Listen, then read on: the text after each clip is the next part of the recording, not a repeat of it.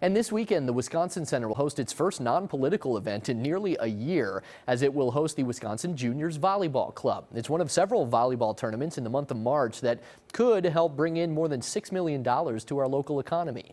Fox 6's Angelica Sanchez live with the COVID-19 plan to make sure this is a safe event, and vaccinations still happening at the Wisconsin Center as well, Angie.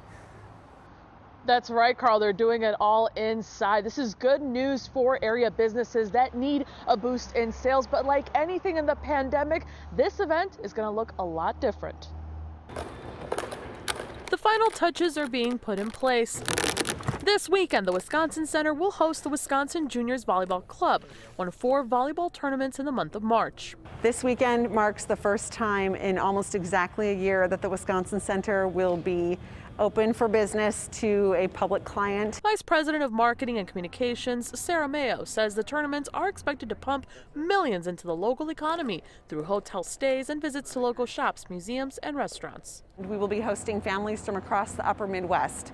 Over the next 4 weekends, we estimate the economic impact to the region to be $6.5 million. There will be noticeable changes. The building has changed.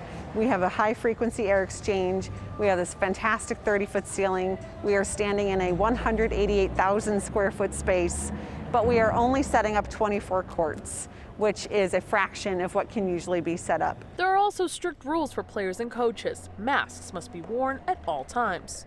Each volleyball player is allowed only 1 spectator, so at no time will there be any more than 1,250 people in the expo hall here in the Wisconsin Center. There will also be frequent cleaning between tournaments. They have 3 hours to play, and then they must exit the building within 15 minutes after their tournament ends. Mayo says a lot of precautions are in full swing to assure a safe event for the Wisconsin Center and the city. We are so glad to be part of the narrative that takes the city that we love back to health, safety, activity, and business.